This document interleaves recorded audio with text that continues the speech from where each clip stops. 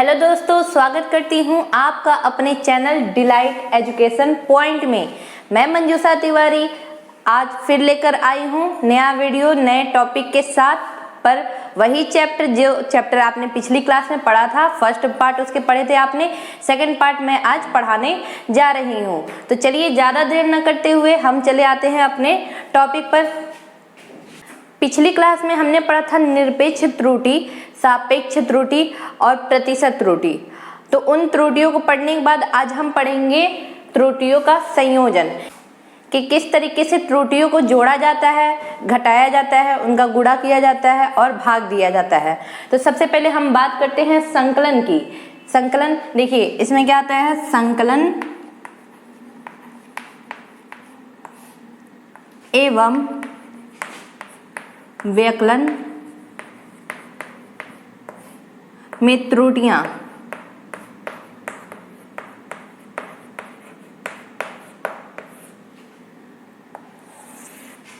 संकलन एवं व्यकलन में त्रुटियां, किसी चीज को ऐड करते हैं, जोड़ते हैं, तो उसमें जो त्रुटि निकलती है, उसमें जो एरर आती है, वो आपका कहला गया संकलन त्रुटि।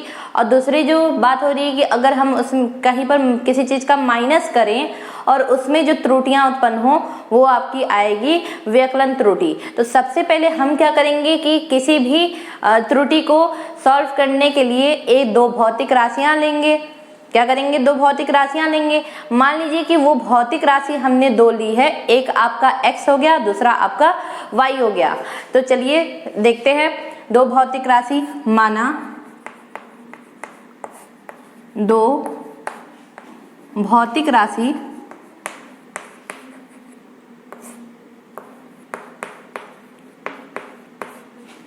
क्रमशः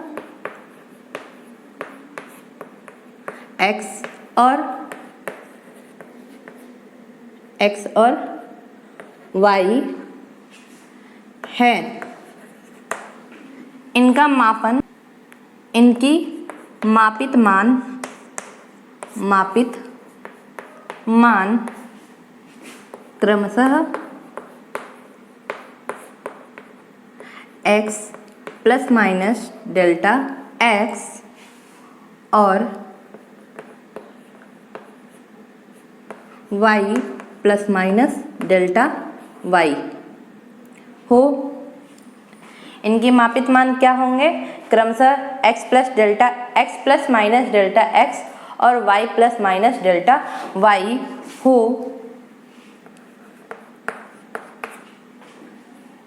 जिनमें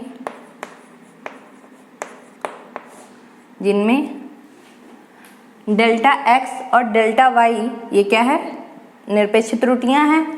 जिनमें डेल्टा x तथा डेल्टा y क्रमशः निरपेक्ष त्रुटियां हैं।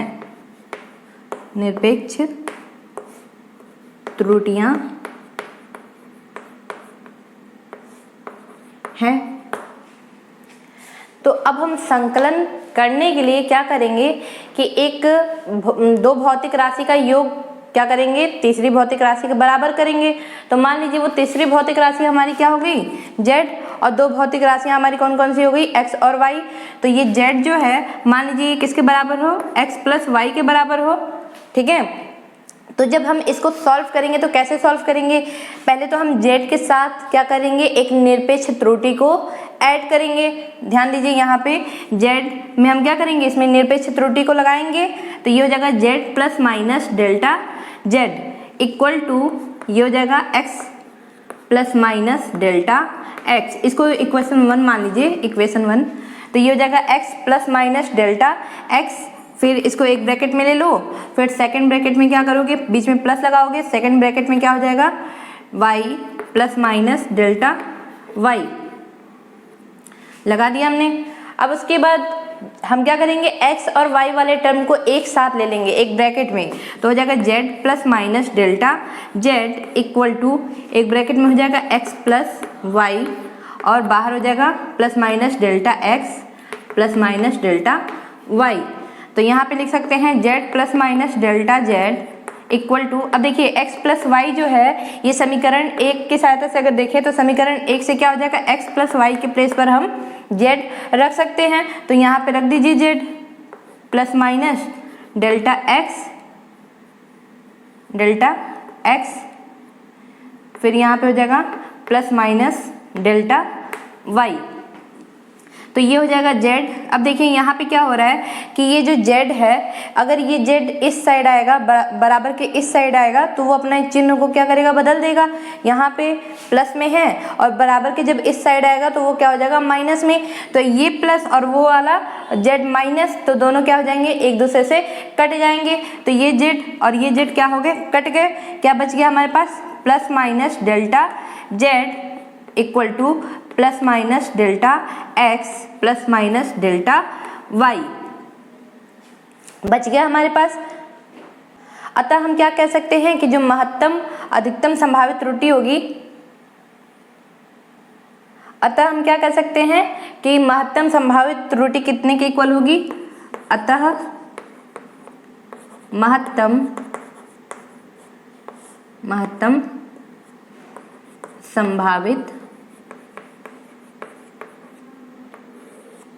त्रुटि कितना हो जाएगा, डेल्टा z। यहाँ से प्लस वाले ही टर्म को लेंगे तो ये महत्तम बनेगा, तो यहाँ पे हो जाएगा delta z equal to delta x plus delta y। ये निकल गया किसके लिए, महत्तम संभावित त्रुटि। किसकी सहायता से, संकलन की सहायता से। ये क्या हुआ है, संकलन की सहायता से हुआ है। जब हम क्या किए हैं, संकलन मतलब जोड़े हैं, ठीक है। तो ये तो रही बात किसकी, संकलन में त्रुटि की, संकलन में त्रुटि। अब हम नेक्स्ट बात करेंगे व्यकलन में त्रुटि की। चलिए व्यकलन को जान लेते हैं।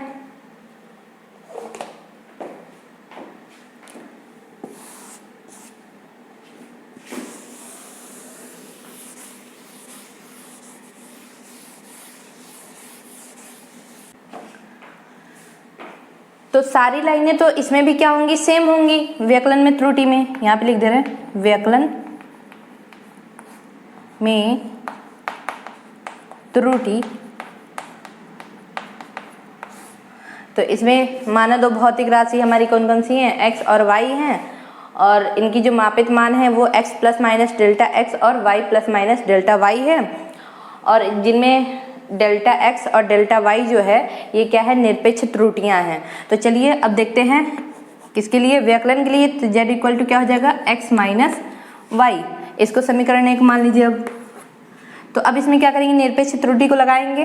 देखिए क्या हो जाएगा, z plus minus delta z equal to x plus minus delta x, एक ब्रैकेट में बीच में माइनस है, लगा दीजिए। दूसरे ब्रैकेट में हो जाएगा y plus minus delta y। तो ये हो जाएगा z plus minus delta z equal to, अब इसको क्या करेंगे, x और y को एक ब्रैकेट में ले लेंगे, तो हो जाएगा x minus y plus minus delta x plus minus delta y। तो यहाँ पे x माइनस वाई के प्लेस पर हम z रख सकते हैं, z plus minus delta z equal to z plus minus delta x plus minus delta y। तो यहाँ पर z से z क्या हो जाएगा, कैंसिल हो जाएगा, बच जाएगा क्या, डेल्टा z प्लस माइनस में equal to plus minus delta x plus minus delta y। अब यहाँ पे हम अधिकतम संभावित त्रुटि इसमें भी अगर निकालें तो क्या निकलेगा, अधिकतम संभावित त्रुटि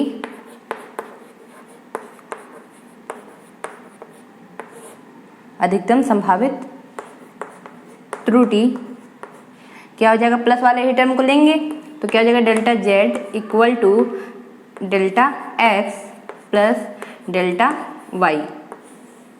ये निकल गया व्यकलन में, ये निकल गया आपका व्यकलन में त्रुटि।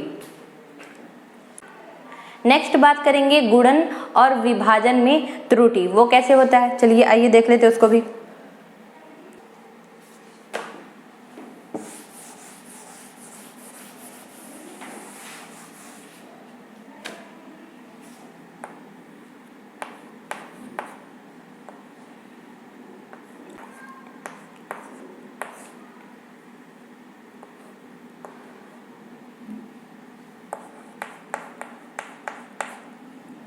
बी है गुणन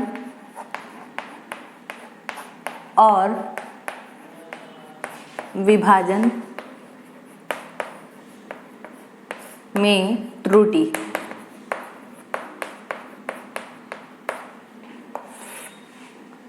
तो सबसे पहले हम लेके चलते हैं गुणन को।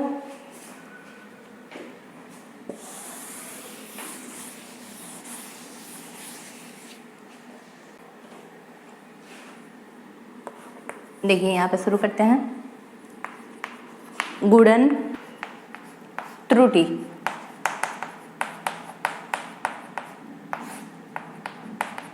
इसमें भी ये लाइनें तो सेम रहेंगी कि दो भौतिक राशियां हैं और उनकी मापित मान x plus minus delta x और y plus minus delta y है, जिनमें निरपेक्ष त्रुटियां क्रमशः क्या हैं, डेल्टा x और डेल्टा y है। तो देखिए z बराबर x इंटू वाई मान लेंगे, इसको इक्वेशन 1 मान लेंगे। अब क्या करेंगे कि z plus minus delta z, इसमें भी निरपेक्ष त्रुटि लगाते हुए सॉल्व करेंगे। ये हो जाएगा आपका x plus minus delta x एक ब्रैकेट में, दूसरे ब्रैकेट में हो जाएगा y plus minus delta y। Next आगे सॉल्व कैसे करेंगे, डेल्टा z ये तो सेम रहेगा। अब x का गुणा y में करोगे तो क्या हो जाएगा एक्स वाई, फिर उसके बाद x का मल्टीप्लाई हम करेंगे डेल्टा y में तो हो जाएगा x इंटू डेल्टा y। यहाँ पे प्लस माइनस लगा दीजिए। फिर नेक्स्ट टर्म प्लस माइनस, यहाँ पे अब y का टर्म मल्टीप्लाई करेगा तो y into delta x। Next term delta x और डेल्टा y क्या करेंगे, मल्टीप्लाई करेंगे तो हो जाएगा plus minus delta x into delta y।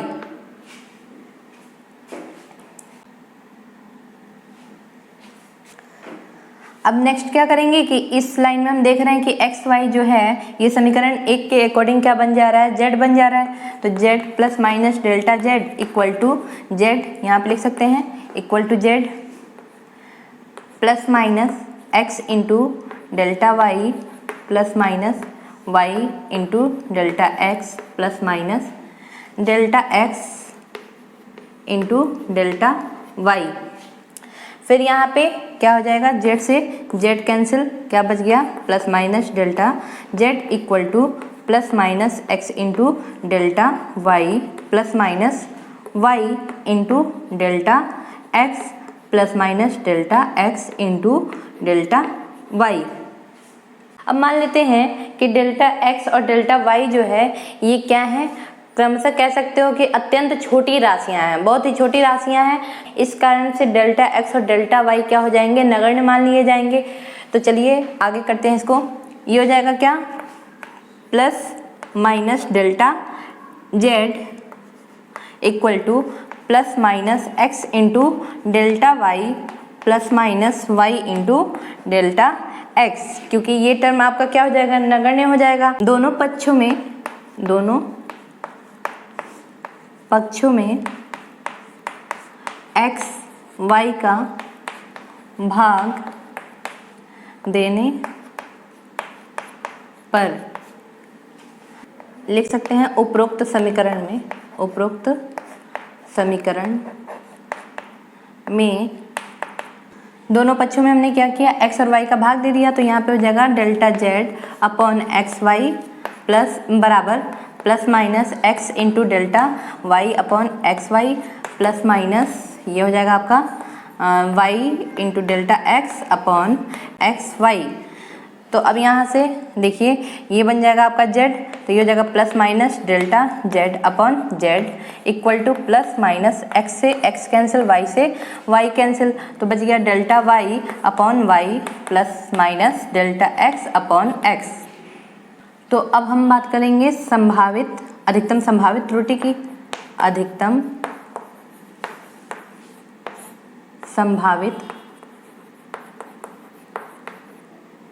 संभावित त्रुटि तो क्या हो जाएगा, डेल्टा z अपॉन z, क्योंकि हम क्या लेंगे, प्लस वाले टर्म को लेंगे, equal to delta y upon y plus delta x upon x। अब अगर हम अधिकतम संभावित प्रतिशत त्रुटि की बात करें, अधिकतम संभावित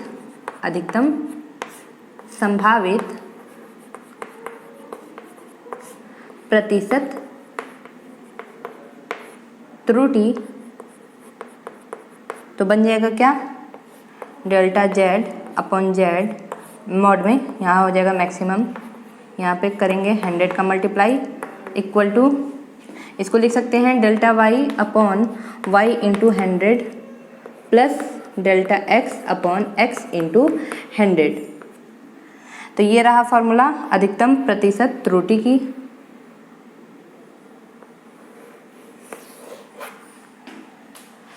तो ये तो रहा गुणन में त्रुटियों की बात। अब हम बात करेंगे विभाजन में त्रुटियों की। तो चलिए विभाजन को भी समझ लेते हैं। चलिए अब बात कर लेते हैं विभाजन में त्रुटियों की। विभाजन में त्रुटियां, तो अब इसमें हम कैसे मानेंगे, माना z बराबर एक्स वाई वाई, तो इसको कैसे लिखेंगे, इसमें निरपेक्ष त्रुटियों को लगाएंगे, तो z plus minus delta z equal to x plus minus delta x upon y plus minus delta y. तो इसको कैसे आगे सॉल्व करेंगे, x plus minus delta x, एक ब्रैकेट में, दूसरे ब्रैकेट में जब नीचे का टर्म ऊपर जाता है तो अपने चिन्ह को क्या करता है, बदल देता है। तो ये नीचे प्लस में है, इसका पावर ऊपर जाएगा तो माइनस में हो जाएगा। तो इसे हम क्या लिख सकते हैं, y plus minus delta y inverse. अब यहाँ पे हम क्या करेंगे, z plus minus delta z equal to, देखिए यहाँ पे क्या होगा कि x और यहाँ से y कॉमन निकाल दें, तो यहाँ से x निकाल दिए तो x हुआ, यहाँ से y निकाल दिए तो y के पावर -1 हुआ, और ब्रैकेट में यहाँ पे क्या बच गया 1 plus minus delta x upon x, और यहाँ पे दूसरे ब्रैकेट में क्या हो जाएगा 1 plus minus delta y upon y inverse.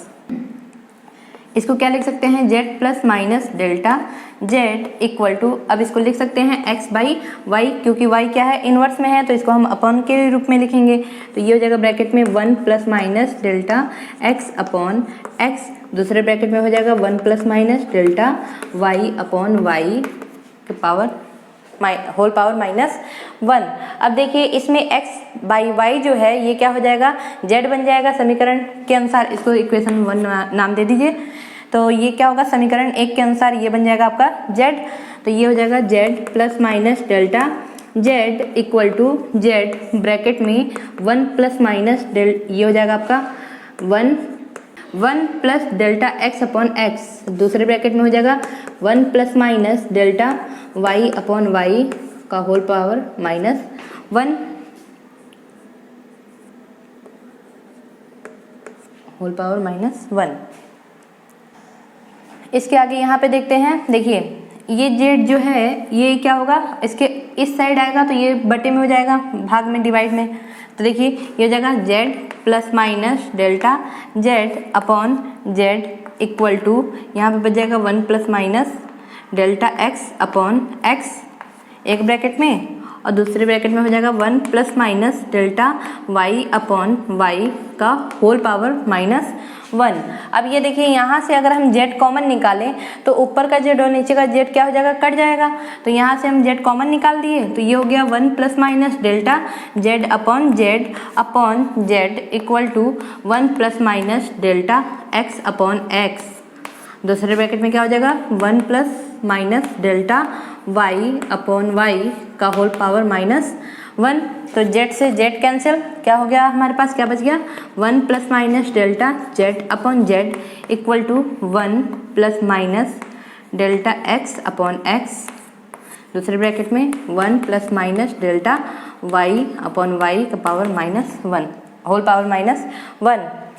अब क्या करें, द्विपद प्रमेय से द्विपद प्रमेय से उच्चतम पद जो भी होंगे उसको क्या मान लेंगे, नगण्य मान लेंगे। द्विपद प्रमेय से तथा उच्चतम पद नगण्य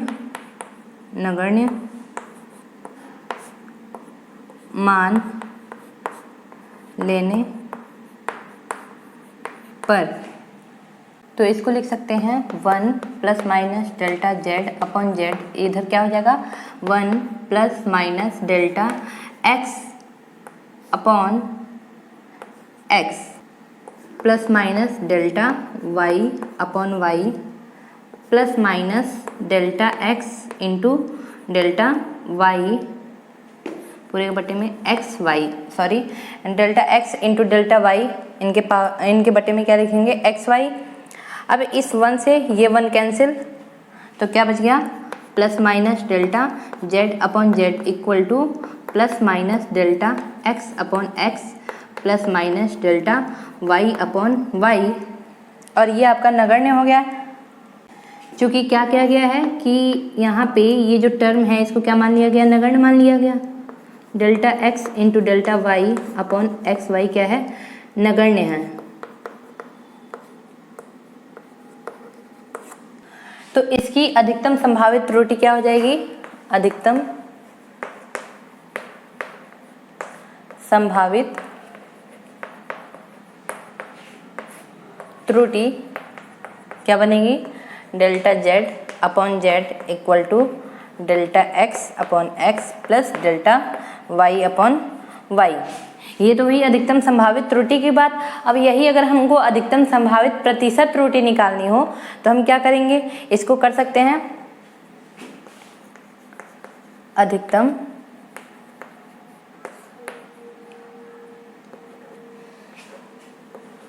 संभावित प्रतिशत त्रुटि क्या हो जाएगी, delta z upon Z maximum, यहाँ पे हो जाएगा 100 से मल्टीप्लाई, इधर हो जाएगा delta x upon x into 100 plus delta y upon y into 100। देखिए जब हमने संकलन या व्यवकलन की बात की तो जो हमारे दोनों में रिजल्ट आ रहे थे, दोनों परिणाम आ रहे थे, वो क्या शो कर रहे थे कि दोनों जो भौतिक राशियां थीं उनकी जो निरपेक्ष त्रुटियां थीं उनका योग तीसरी भौतिक राशि के निरपेक्ष त्रुटि के बराबर थी। और जबकि यही बात अगर हम गुणन और विभाजन की बात करें तो इनमें भी क्या हो रहे थे, जो परिणाम निकल रहे थे ये दोनों के ही जो भौतिक राशियों की निरपेक्ष त्रुटियां थी वो तीसरी भौतिक राशि के निरपेक्ष त्रुटियों के बराबर थी। कहने का ये मतलब दोनों भौतिक राशियों की जो निरपेक्ष त्रुटियों का योग था वो आपके तीसरी भौतिक राशि के निरपेक्ष त्रुटि के बराबर था। चलिए नेक्स्ट बात करते हैं मापित राशि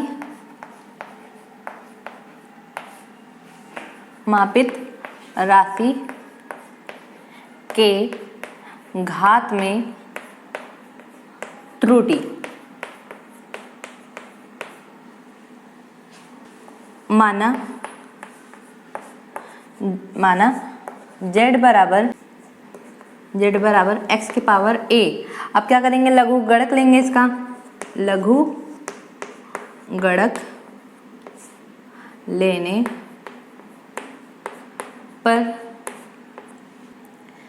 पहले क्या करेंगे, इसको समीकरण 1 मानेंगे और समीकरण 1 का लघु गणक लेने पर, समीकरण 1 में लघु गणक लेने पर, तो लघु गणक लेंगे तो ये क्या हो जाएगा log z equal to log x की पावर a। अब इसको लिख सकते हैं क्या, log z equal to a log x की पावर a। इसको इक्वेशन 2 मानिए, इसको इक्वेशन 3 मानिए। समीकरण 3 का आंशिक, समीकरण 3 का आंशिक अवकलन करने, आंशिक अवकलन करने पर प्रतिशत त्रुटि, आंशिक अवकलन करने पर निरपेक्ष त्रुटि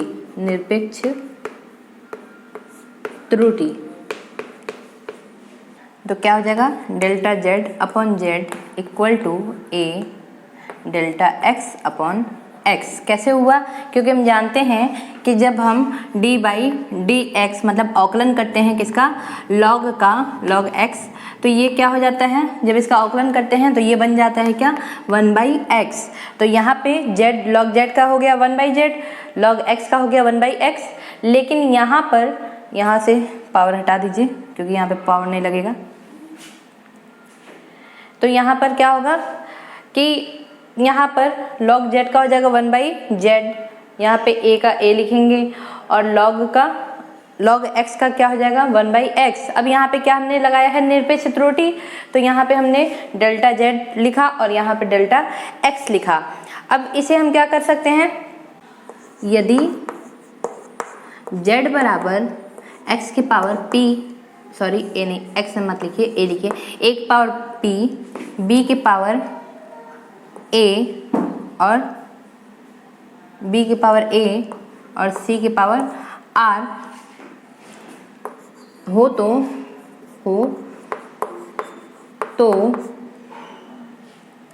तो समीकरण 4 का व्यापीकरण क्या हो जाएगा, व्यापीकरण मतलब 4 को हम किस तरीके से लिख सकते हैं, समीकरण 4 को लिख सकते हैं delta z upon z equal to, ये पावर p जो है ये आगे आ जाएगा और ये हो जाएगा delta a upon a plus ये a आ जाएगा आगे, सॉरी ये a नहीं है, ये क्या है, q है, क्या है, q है, a की पावर p, b की पावर q और c की पावर r।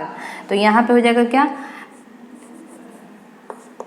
यहाँ पे p into delta a upon a और यहाँ पे हो जाएगा q आगे, तो इसको लिख सकते हैं delta b upon b plus r आगे डेल्टा c अपॉन c।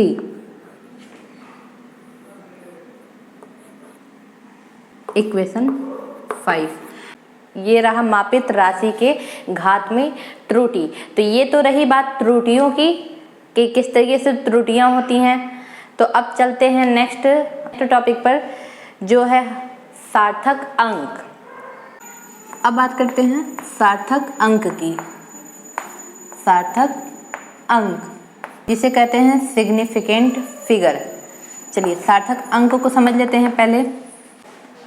देखिए, किसी भी भौतिक राशि को मापते वक्त जो हम मापक यंत्र का यूज करते हैं, उस मापक यंत्र द्वारा मापी गई सभी विश्वसनीय अंक तथा प्रथम संदिग्ध अंक को ही क्या कहते हैं, सार्थक अंक। तो चलिए जान लेते हैं यहाँ पे डिफिनीशन के तौर पे। किसी भौतिक राशि के मापन में मापक यंत्र द्वारा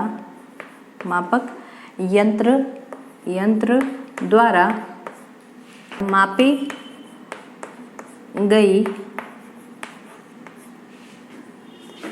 सभी विश्वसनीय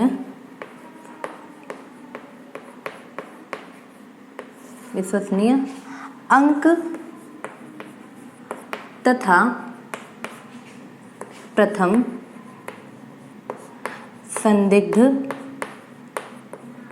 प्रथम संदिग्ध अंक को उस भौतिक राशि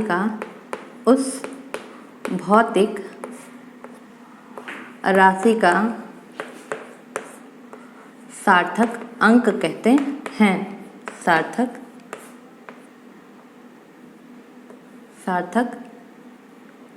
अंक कहते हैं। कहने का ये मतलब है कि कोई भी भौतिक राशि को जब हम मापते हैं तो जिस मापक यंत्र द्वारा हम सारी विश्वसनीय वैल्यू लेते हैं, जो अंक लेते हैं, या फिर सभी विश्वसनीय अंक तथा प्रथम संदिग्ध अंक को ही क्या कहते हैं, उस भौतिक राशि का सार्थक अंक। अब नेक्स्ट टॉपिक की बात करते हैं,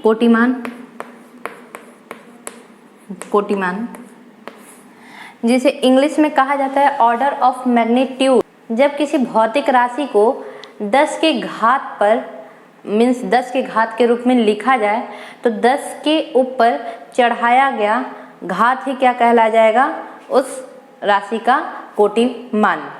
चलिए तो अब कोटिमान को यहाँ पे लिखते हुए दिखाते हैं। किसी भौतिक राशि को यदि 10 की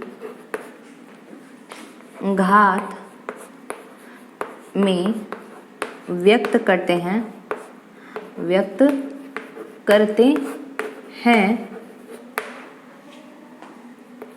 तो 10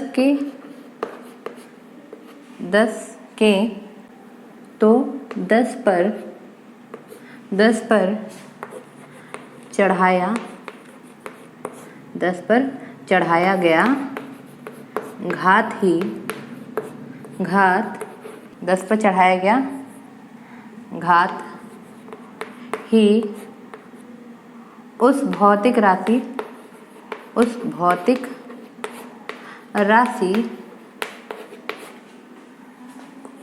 का कोटिमान कहलाता है। कोटिमान कहलाता है।